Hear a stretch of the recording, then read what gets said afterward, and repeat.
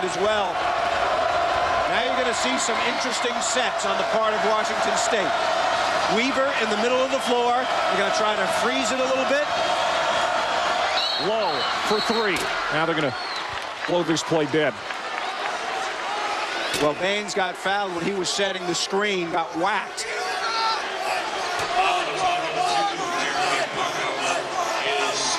It will be under the basket and not a shooting foul.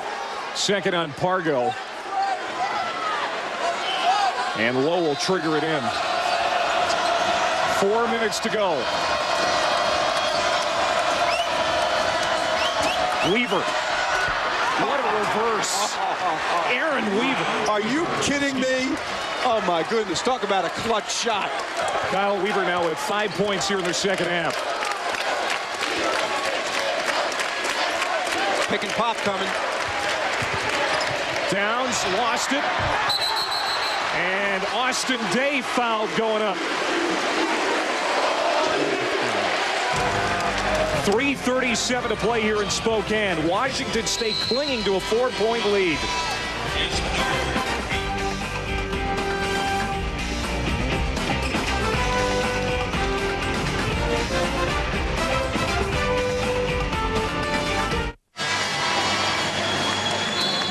Big top 25 showdown in Spokane tonight. Washington State on top by 4, 3:37 to go. You see the situation. Tony Bennett talking with his guys. Gonzaga had leads early of 3-0 and 5-4. Since then, they've been in the rearview mirror, but they're sneaking up.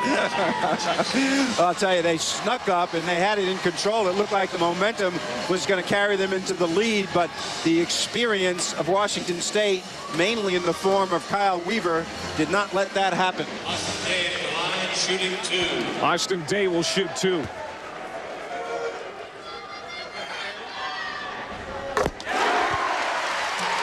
Talk about his ability at the free throw line. That's his 3rd free throw made. He has 6 total points. The only one he missed was a lane violation, so that didn't count on his percentage. He is money from the line. About 90% on the year. Foster is back in for his shot blocking and size ability. He is ominous looking, isn't he? 7'4", long wingspan. He's done a pretty good job on Baines. 2-point game. Cougars ranked number 6 in the country, the highest ranking in school history. Trying to avoid their first loss of the season here tonight. Keep in mind, Gonzaga has never lost but once in this building. Taking their time. 4 on the shot clock. Rochester off the heel. Long rebound comes out for Baines. Cowgill kept it alive. And a new 30-second shot clock. That's frustration. Gonzaga's got to go hard to the boards right here. Kind of a little matchup zone right here. They're playing Weaver man-to-man. It's got Washington State confused. It's kind of an amoeba-shaped defense. Best thing to do here is run your stuff and penetrate with the dribble. 5 on the shot clock. Baines, there was some contact, no whistle. Pargo let it go out of bounds, and Washington State will keep it. 2 seconds left on the shot clock. Nothing hit the rim right here. A nice penetration, but our man Foster right in the thick of things again. Now, Washington State, he's coming out right now, and Day is in. Foster did his job. Few is using him very, very smartly. Day's a better offensive player, so he's going to substitute offense for defense down the stretch here.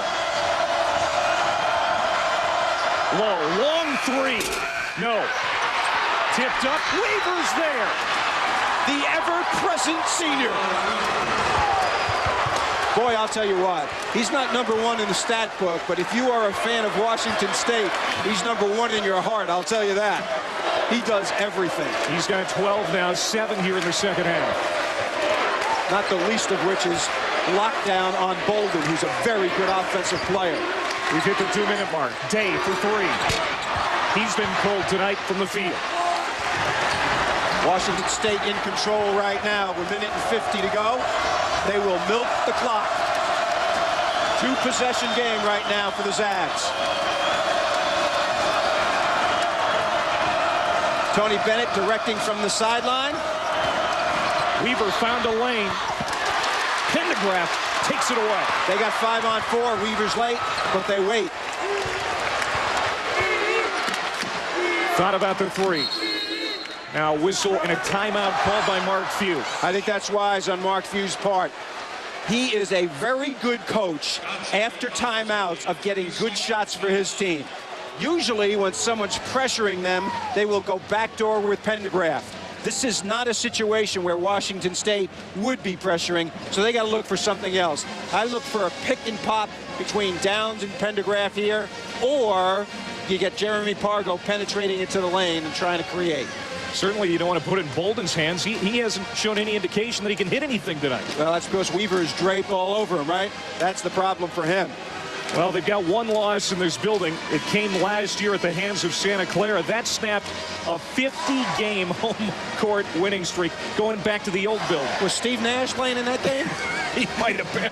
They need somebody as good as him to win in this building. I'm telling you, I am so impressed. I am so impressed with Weaver in this game. You talk about the contributions one guy can make without having great stats. Look at Bolden's stats and add those to Weaver's. Bolden's an excellent offensive player, and Weaver has done a fantastic job on him. And, of course, he has made crucial plays in the last couple of minutes. Drives to the basket, jumper from the wing. Unbelievable. He might not be the master of any trade, but he's very good at every trade. Knocked out of bounds. Day got away with a travel right there. He switched his pivot feet, and they didn't give him the foul. Look for Downs going toward the corner. 11 seconds on the shot clock. Pargo. It's out to Bolden. Notice the containment type defense, not pressure. Day leaning in short. Hayes with a big rebound. That is huge. Under a minute to go. Well, Coach Bennett talked about defensive rebounding at halftime, and they have done a very, very good job in the last 4 minutes on the defensive board. Very little action for Gonzaga with second shots. Obviously, they are not going to foul right here, and as a result, Washington State will run the clock all the way down. Two-possession game. Rochester for three. Oh, that's a backbreaker. First points of the second half for him. And a foul call. That's on Derek Lowe.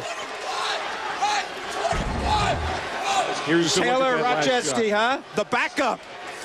He was inside the three-point line, backed up, created some space, and knocked it in. Wow. Talk about a clutch shot. Talk about experience mattering.